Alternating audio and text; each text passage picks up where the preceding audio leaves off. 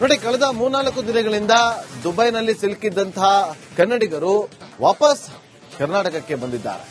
ನಿನ್ನೆ ಮೊದಲ ಫ್ಲೈಟ್ ನಲ್ಲಿ ಎಲ್ಲರೂ ಕೂಡ ಬಂದು ರೀಚ್ ಆಗಿದ್ದಾರೆ. 2 ದಿನದಿಂದ ಪರದಾಡ್ತಾ ಇದ್ರು. ಎಲ್ಲರೂ ಕೂಡ 2 ದಿನದಿಂದ ಕನ್ನಡಿಗರು ಪರದಾಡ್ತಾ ಇದ್ರು. ಯುದ್ಧ ಭೂಮಿಯಿಂದ ತಾಯ್ನಾಡಿಗೆ ಮರಳಿದ್ದಾರೆ. 3 ದಿನಗಳ ಬಳಿಕ ಬೆಂಗಳೂರಿಗೆ ವಾಪಸ್ ಆದಂತಹ ಕನ್ನಡಿಗರು ಇತಿಹಾದ್ನಿಂದ KIALಗೆ ಆಗಮಿಸಿದಂತ 230 ಕನ್ನಡಿಗರು ಯುದ್ಧ ಭೂಮಿ ಭೀಕರತೆ ತೆರೆದಿಟ್ಟಿದ್ದಾರೆ. 100 ಮಂದಿ.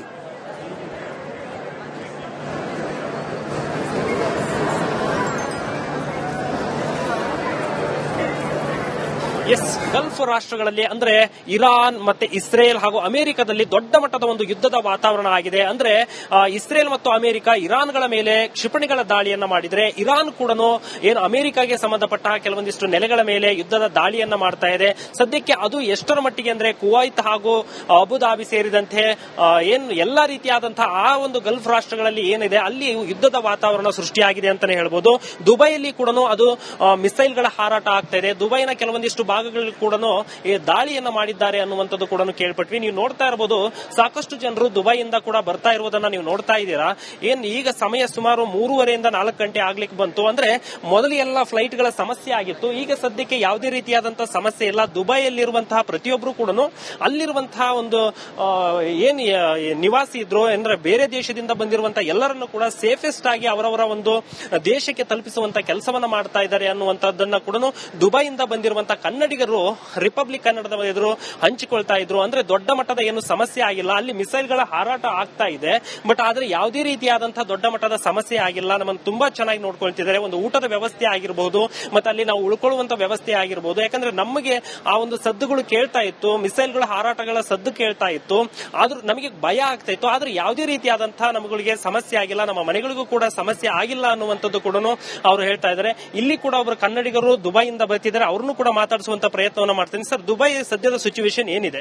ಇವಾಗ ನಾರ್ಮಲ್ ಆಗಿದೆ, ಬಟ್ ನಾನ್ ಸ್ಟಕ್ ಆಗಿರೋದು 28th ಇಂದ ಸ್ಯಾಟರ್ಡೇ ಇಂದ. ನಾನು US ಹೋಗ್ಬೇಕಿತ್ತು, ಬಟ್ ನಾನು ಮತ್ತೆ ರಿಟರ್ನ್ ಬಂದಿದ್ದೀನಿ. ಸೊ 28th ಇಂದ ಅಲ್ಲೇ ಹೋಟೆಲ್ ಅಲ್ಲಿ ಇದ್ದೆ.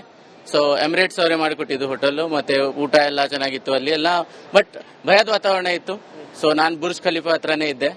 ಸೊ ಅಲ್ಲಿಂದ ಗೊತ್ತಾಗ್ತಿತ್ತು ಸ್ವಲ್ಪ ಹೊಗೆ ಬರೋದು, ಡ್ರೋನ್ ಅವೆಲ್ಲ ಬರೋದು, ಅದೆಲ್ಲ ಒಂದಿಷ್ಟು ವಿಡಿಯೋಗಳು ಹರಿದಾಡ್ತಾ ಇದೆ. ಬುರ್ಜ್ ಖಲೀಫಾದ ಪಕ್ಕದಲ್ಲಿರುವಂತಹ ರಸ್ತೆಗೆ ಮಿಸೈಲ್ಗಳು ಬಿದ್ದು ದೊಡ್ಡ ಪ್ರಮಾಣದ ಹಾನಿಯಾಗಿದೆ ಅನ್ನುವಂತ. ಇಲ್ಲ, ಅದೆಲ್ಲ ಸುಳ್ಳು. ನಾನು ಅಲ್ಲೇ ಇದ್ದೆ, ನಾನು ಹೋಗಿದ್ದೆ, ನನ್ನ ಹತ್ರ ವಿಡಿಯೋಸ್ ಇದೆ. ನಾನು ಬುರ್ಜ್ ಖಲೀಫಾ ಹತ್ರ ಹೋಗಿ ಮೇಲೆ ಹೋಗಕ್ಕೂ ಟ್ರೈ ಮಾಡಿದೆ, ಬಟ್ ಭಯ ಇತ್ತಂತ ಹೋಗಿಲ್ಲ. ಬಟ್ ಒಳಗಡೆ ಹೋಗಿ ಅಲ್ಲಿ ಲೈಟಿಂಗ್ಸ್ ಎಲ್ಲ ಇತ್ತು ನಿನ್ನೆ ನೈಟ್.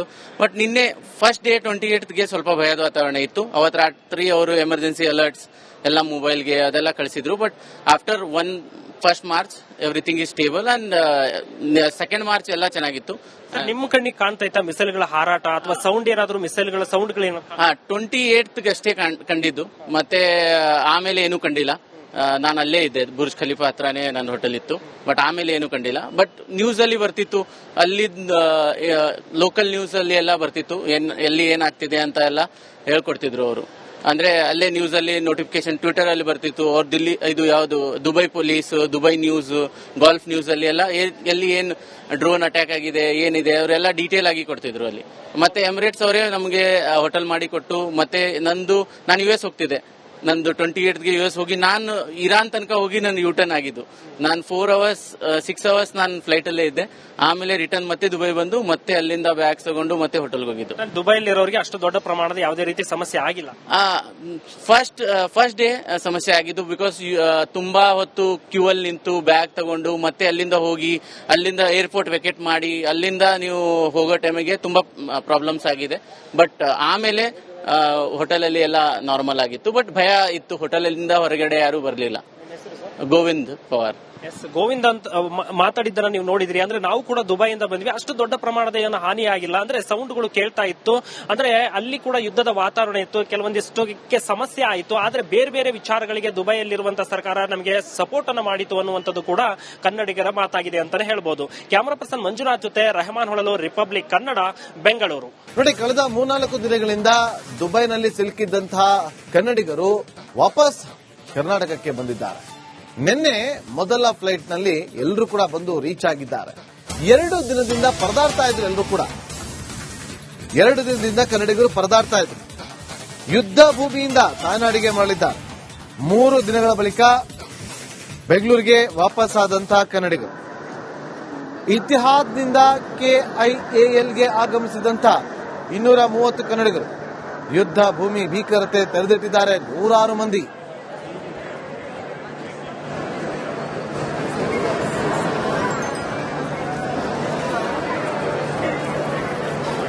ಗಲ್ಫ್ ರಾಷ್ಟ್ರಗಳಲ್ಲಿ ಅಂದ್ರೆ ಇರಾನ್ ಮತ್ತೆ ಇಸ್ರೇಲ್ ಹಾಗೂ ಅಮೆರಿಕದಲ್ಲಿ ದೊಡ್ಡ ಮಟ್ಟದ ಒಂದು ಯುದ್ಧದ ವಾತಾವರಣ ಆಗಿದೆ. ಅಂದ್ರೆ ಇಸ್ರೇಲ್ ಮತ್ತು ಅಮೆರಿಕ ಇರಾನ್ಗಳ ಮೇಲೆ ಕ್ಷಿಪಣಿಗಳ ದಾಳಿಯನ್ನ ಮಾಡಿದ್ರೆ, ಇರಾನ್ ಕೂಡ ಏನು ಅಮೆರಿಕಾಗೆ ಸಂಬಂಧಪಟ್ಟ ಕೆಲವೊಂದಿಷ್ಟು ನೆಲೆಗಳ ಮೇಲೆ ಯುದ್ಧದ ದಾಳಿಯನ್ನ ಮಾಡ್ತಾ ಇದೆ. ಸದ್ಯಕ್ಕೆ ಅದು ಎಷ್ಟರ ಮಟ್ಟಿಗೆ ಅಂದ್ರೆ ಕುವೈತ್ ಹಾಗೂ ಅಬುಧಾಬಿ ಸೇರಿದಂತೆ ಏನು ಎಲ್ಲಾ ರೀತಿಯಾದಂತಹ ಆ ಒಂದು ಗಲ್ಫ್ ರಾಷ್ಟ್ರಗಳಲ್ಲಿ ಏನಿದೆ ಅಲ್ಲಿ ಯುದ್ಧದ ವಾತಾವರಣ ಸೃಷ್ಟಿಯಾಗಿದೆ ಅಂತಾನೆ ಹೇಳ್ಬೋದು. ದುಬೈಯಲ್ಲಿ ಕೂಡ ಅದು ಮಿಸೈಲ್ಗಳ ಹಾರಾಟ ಆಗ್ತಾ ಇದೆ. ದುಬೈನ ಕೆಲವೊಂದಿಷ್ಟು ಭಾಗಗಳಲ್ಲಿ ಕೂಡ ದಾಳಿಯನ್ನ ಮಾಡಿದ್ದಾರೆ ಅನ್ನುವಂಥದ್ದು ಕೂಡ ಕೇಳ್ಪಟ್ವಿ. ನೀವು ನೋಡ್ತಾ ಇರಬಹುದು, ಸಾಕಷ್ಟು ಜನರು ದುಬೈಯಿಂದ ಕೂಡ ಬರ್ತಾ ಇರುವುದನ್ನ ನೀವು ನೋಡ್ತಾ ಇದ್ದೀರಾ. ಈಗ ಸಮಯ ಸುಮಾರು 3:30 4 ಗಂಟೆ ಆಗ್ಲಿಕ್ಕೆ ಬಂತು. ಅಂದ್ರೆ ಮೊದಲು ಎಲ್ಲ ಫ್ಲೈಟ್ ಗಳ ಸಮಸ್ಯೆ ಆಗಿತ್ತು. ಈಗ ಸದ್ಯಕ್ಕೆ ಯಾವುದೇ ರೀತಿಯಾದಂತಹ ಸಮಸ್ಯೆ ಇಲ್ಲ. ದುಬೈಯಲ್ಲಿರುವಂತಹ ಪ್ರತಿಯೊಬ್ಬರು ಕೂಡ ಅಲ್ಲಿರುವಂತಹ ಒಂದು ಏನ್ ನಿವಾಸಿ ಇದ್ರು ಅಂದ್ರೆ ಬೇರೆ ದೇಶದಿಂದ ಬಂದಿರುವಂತಹ ಎಲ್ಲರನ್ನು ಕೂಡ ಸೇಫೆಸ್ಟ್ ಆಗಿ ಅವರವರ ಒಂದು ದೇಶಕ್ಕೆ ತಲುಪಿಸುವಂತ ಕೆಲಸವನ್ನ ಮಾಡ್ತಾ ಇದ್ದಾರೆ ಅನ್ನುವಂಥದ್ದನ್ನ ಕೂಡ ದುಬೈಯಿಂದ ಬಂದಿರುವಂತಹ ಕನ್ನಡಿಗರು ರಿಪಬ್ಲಿಕ್ ಕನ್ನಡದ ಎದುರು ಹಂಚಿಕೊಳ್ತಾ ಇದ್ರು. ಅಂದ್ರೆ ದೊಡ್ಡ ಮಟ್ಟದ ಏನು ಸಮಸ್ಯೆ ಆಗಿಲ್ಲ. ಅಲ್ಲಿ ಮಿಸೈಲ್ಗಳ ಹಾರಾಟ ಆಗ್ತಾ ಇದೆ, ಬಟ್ ಆದ್ರೆ ಯಾವುದೇ ರೀತಿಯಾದಂತಹ ದೊಡ್ಡ ಮಟ್ಟದ ಸಮಸ್ಯೆ ಆಗಿಲ್ಲ. ನಮ್ಮನ್ನು ತುಂಬಾ ಚೆನ್ನಾಗಿ ನೋಡ್ಕೊಳ್ತಿದ್ದಾರೆ. ಒಂದು ಊಟದ ವ್ಯವಸ್ಥೆ ಆಗಿರಬಹುದು, ಮತ್ತೆ ಅಲ್ಲಿ ನಾವು ಉಳ್ಕೊಳ್ಳುವಂತ ವ್ಯವಸ್ಥೆ ಆಗಿರಬಹುದು. ಯಾಕಂದ್ರೆ ನಮಗೆ ಆ ಒಂದು ಸದ್ದುಗಳು ಕೇಳ್ತಾ ಇತ್ತು, ಮಿಸೈಲ್ಗಳ ಹಾರಾಟಗಳ ಸದ್ದು ಕೇಳ್ತಾ ಇತ್ತು, ಆದ್ರೂ ನಮಗೆ ಭಯ ಆಗ್ತಾ ಇತ್ತು. ಆದ್ರೆ ಯಾವುದೇ ರೀತಿಯಾದಂತಹ ನಮಗೆ ಸಮಸ್ಯೆ ಆಗಿಲ್ಲ, ನಮ್ಮ ಮನೆಗಳಿಗೂ ಕೂಡ ಸಮಸ್ಯೆ ಆಗಿಲ್ಲ ಅನ್ನುವಂಥದ್ದು ಕೂಡ ಅವರು ಹೇಳ್ತಾ ಇದ್ದಾರೆ. ಇಲ್ಲಿ ಕೂಡ ಒಬ್ಬರು ಕನ್ನಡಿಗರು ದುಬೈಯಿಂದ ಬರ್ತಿದ್ದಾರೆ, ಅವ್ರನ್ನು ಕೂಡ ಮಾತಾಡಿಸುವಂತ ಪ್ರಯತ್ನವನ್ನ ಮಾಡ್ತೀನಿ. ಸರ್, ದುಬೈ ಸದ್ಯದ ಸಿಚುವೇಶನ್ ಏನಿದೆ? ಇವಾಗ ನಾರ್ಮಲ್ ಆಗಿದೆ, ಬಟ್ ನಾನ್ ಸ್ಟಕ್ ಆಗಿರೋದು 28 ಇಂದ ಸ್ಯಾಟರ್ಡೇ ಇಂದ. ನಾನು US ಹೋಗ್ಬೇಕಿತ್ತು, ಬಟ್ ನಾನು ಮತ್ತೆ ರಿಟರ್ನ್ ಬಂದಿದ್ದೀನಿ. ಸೊ 28 ಇಂದ ಅಲ್ಲೇ ಹೋಟೆಲ್ ಅಲ್ಲಿ ಇದ್ದೆ. ಸೊ ಎಮಿರೇಟ್ಸ್ ಅವರೇ ಮಾಡಿಕೊಟ್ಟಿದ್ದು ಹೋಟೆಲ್, ಮತ್ತೆ ಊಟ ಎಲ್ಲ ಚೆನ್ನಾಗಿತ್ತು ಅಲ್ಲಿ ಎಲ್ಲ, ಬಟ್ ಭಯದ ವಾತಾವರಣ ಇತ್ತು. ಸೊ ನಾನು ಬುರ್ಜ್ ಖಲೀಫಾ ಹತ್ರನೇ ಇದ್ದೆ. ಸೊ ಅಲ್ಲಿಂದ ಗೊತ್ತಾಗ್ತಿತ್ತು ಸ್ವಲ್ಪ ಹೊಗೆ ಬರೋದು, ಡ್ರೋನ್ ಅವೆಲ್ಲ ಬರೋದು, ಅದೆಲ್ಲ ಒಂದಿಷ್ಟು ವಿಡಿಯೋಗಳು ಹರಿದಾಡ್ತಾ ಇದೆ. ಬುರ್ಜ್ ಖಲೀಫಾದ ಪಕ್ಕದಲ್ಲಿರುವಂತಹ ರಸ್ತೆಗೆ ಮಿಸೈಲ್ಗಳು ಬಿದ್ದು ದೊಡ್ಡ ಪ್ರಮಾಣದ ಹಾನಿಯಾಗಿದೆ ಅನ್ನುವಂತ. ಇಲ್ಲ, ಅದೆಲ್ಲ ಸುಳ್ಳು. ನಾನು ಅಲ್ಲೇ ಇದ್ದೆ, ನಾನು ಹೋಗಿದ್ದೆ, ನನ್ನ ಹತ್ರ ವಿಡಿಯೋಸ್ ಇದೆ. ನಾನು ಬುರ್ಜ್ ಖಲೀಫಾ ಹತ್ರ ಹೋಗಿ ಮೇಲೆ ಹೋಗಕ್ಕೂ ಟ್ರೈ ಮಾಡಿದೆ, ಬಟ್ ಭಯ ಇತ್ತಂತ ಹೋಗಿಲ್ಲ. ಬಟ್ ಒಳಗಡೆ ಹೋಗಿ ಅಲ್ಲಿ ಲೈಟಿಂಗ್ಸ್ ಎಲ್ಲ ಇತ್ತು ನಿನ್ನೆ ನೈಟ್. ಬಟ್ ನಿನ್ನೆ ಫಸ್ಟ್ ಡೇ 28ಗೆ ಸ್ವಲ್ಪ ಭಯದ ವಾತಾವರಣ ಇತ್ತು. ಅವತ್ತು ರಾತ್ರಿ ಅವರು ಎಮರ್ಜೆನ್ಸಿ ಅಲರ್ಟ್ಸ್ ಎಲ್ಲ ಮೊಬೈಲ್ಗೆ ಅದೆಲ್ಲ ಕಳಿಸಿದ್ರು. But after 1st March everything is stable and 2nd March ಎಲ್ಲ ಚೆನ್ನಾಗಿತ್ತು. ನಿಮ್ಮ ಕಣ್ಣಿಗೆ ಕಾಣ್ತಾ ಇತ್ತ ಮಿಸೈಲ್ಗಳ ಹಾರಾಟ ಅಥವಾ ಸೌಂಡ್ ಏನಾದ್ರು ಮಿಸೈಲ್ಗಳ ಸೌಂಡ್ಗಳೇನು? 28ಗೆ ಅಷ್ಟೇ ಕಂಡಿದ್ದು, ಮತ್ತೆ ಆಮೇಲೆ ಏನು ಕಂಡಿಲ್ಲ. ನಾನು ಅಲ್ಲೇ ಇದ್ದೆ, ಬುರ್ಜ್ ಖಲೀಫಾ ಹತ್ರನೇ ನನ್ನ ಹೋಟೆಲ್ ಇತ್ತು. ಬಟ್ ಆಮೇಲೆ ಏನು ಕಂಡಿಲ್ಲ. ಬಟ್ ನ್ಯೂಸ್ ಅಲ್ಲಿ ಬರ್ತಿತ್ತು, ಅಲ್ಲಿ ಲೋಕಲ್ ನ್ಯೂಸ್ ಅಲ್ಲಿ ಎಲ್ಲ ಬರ್ತಿತ್ತು, ಎಲ್ಲಿ ಏನಾಗ್ತಿದೆ ಅಂತ ಎಲ್ಲ ಹೇಳ್ಕೊಡ್ತಿದ್ರು ಅವರು. ಅಂದ್ರೆ ಅಲ್ಲೇ ನ್ಯೂಸ್ ಅಲ್ಲಿ ನೋಟಿಫಿಕೇಶನ್ ಟ್ವಿಟರ್ ಅಲ್ಲಿ ಬರ್ತಿತ್ತು. ಅವ್ರ ದಿಲ್ಲಿ ಇದು ಯಾವುದು Dubai police, Dubai news, golf news ಅಲ್ಲಿ ಎಲ್ಲ ಎಲ್ಲಿ ಏನ್ ಡ್ರೋನ್ ಅಟ್ಯಾಕ್ ಆಗಿದೆ ಏನಿದೆ ಅವರೆಲ್ಲ ಡೀಟೇಲ್ ಆಗಿ ಕೊಡ್ತಿದ್ರು ಅಲ್ಲಿ. ಮತ್ತೆ ಎಮಿರೇಟ್ಸ್ ಅವರೇ ನಮಗೆ ಹೋಟೆಲ್ ಮಾಡಿ ಕೊಟ್ಟು, ಮತ್ತೆ ನಾನು US ಹೋಗ್ತಿದ್ದೆ. ನಂದು 28ಗೆ US ಹೋಗಿ ನಾನು ಇರಾನ್ ತನಕ ಹೋಗಿ ನಾನು ಯೂಟರ್ನ್ ಆಗಿದ್ದು. ನಾನು 6 ಅವರ್ಸ್ ನಾನು ಫ್ಲೈಟ್ ಅಲ್ಲೇ ಇದ್ದೆ. ಆಮೇಲೆ ರಿಟರ್ನ್ ಮತ್ತೆ ದುಬೈ ಬಂದು ಮತ್ತೆ ಅಲ್ಲಿಂದ ಬ್ಯಾಗ್ಸ್ ತಗೊಂಡು ಮತ್ತೆ ಹೋಟೆಲ್ಗೆ ಹೋಗಿದ್ದು. ದುಬೈಲಿರೋರಿಗೆ ಅಷ್ಟು ದೊಡ್ಡ ಪ್ರಮಾಣದ ಯಾವುದೇ ರೀತಿ ಸಮಸ್ಯೆ ಆಗಿಲ್ಲ. ಫಸ್ಟ್ ಡೇ ಸಮಸ್ಯೆ ಆಗಿದ್ದು, ಬಿಕಾಸ್ ತುಂಬಾ ಹೊತ್ತು ಕ್ಯೂ ಅಲ್ಲಿ ನಿಂತು ಬ್ಯಾಗ್ ತಗೊಂಡು ಮತ್ತೆ ಅಲ್ಲಿಂದ ಹೋಗಿ ಅಲ್ಲಿಂದ ಏರ್ಪೋರ್ಟ್ ವೆಕೇಟ್ ಮಾಡಿ ಅಲ್ಲಿಂದ ನೀವು ಹೋಗೋ ಟೈಮಿಗೆ ತುಂಬಾ ಪ್ರಾಬ್ಲಮ್ಸ್ ಆಗಿದೆ. ಬಟ್ ಆಮೇಲೆ ಹೋಟೆಲ್ ಅಲ್ಲಿ ಎಲ್ಲ ನಾರ್ಮಲ್ ಆಗಿತ್ತು. ಬಟ್ ಭಯ ಇತ್ತು, ಹೋಟೆಲಿಂದ ಹೊರಗಡೆ ಯಾರು ಬರಲಿಲ್ಲ. ಗೋವಿಂದ್ ಪವಾರ್. ಗೋವಿಂದ್ ಅಂತ ಮಾತಾಡಿದ್ದನ್ನ ನೀವು ನೋಡಿದ್ರಿ. ಅಂದ್ರೆ ನಾವು ಕೂಡ ದುಬೈಯಿಂದ ಬಂದ್ವಿ, ಅಷ್ಟು ದೊಡ್ಡ ಪ್ರಮಾಣದ ಏನು ಹಾನಿ ಆಗಿಲ್ಲ. ಅಂದ್ರೆ ಸೌಂಡ್ಗಳು ಕೇಳ್ತಾ ಇತ್ತು, ಅಂದ್ರೆ ಅಲ್ಲಿ ಕೂಡ ಯುದ್ಧದ ವಾತಾವರಣ ಇತ್ತು, ಕೆಲವೊಂದಿಷ್ಟಕ್ಕೆ ಸಮಸ್ಯೆ ಆಯಿತು. ಆದ್ರೆ ಬೇರೆ ಬೇರೆ ವಿಚಾರಗಳಿಗೆ ದುಬೈಯಲ್ಲಿರುವಂತಹ ಸರ್ಕಾರ ನಮಗೆ ಸಪೋರ್ಟ್ ಅನ್ನು ಮಾಡಿತು ಅನ್ನುವಂಥದ್ದು ಕೂಡ ಕನ್ನಡಿಗರ ಮಾತಾಗಿದೆ ಅಂತಾನೆ ಹೇಳ್ಬೋದು. ಕ್ಯಾಮರಾ ಪರ್ಸನ್ ಮಂಜುನಾಥ್ ಜೊತೆ ರೆಹಮಾನ್ ಹೊಳಲು, ರಿಪಬ್ಲಿಕ್ ಕನ್ನಡ, ಬೆಂಗಳೂರು.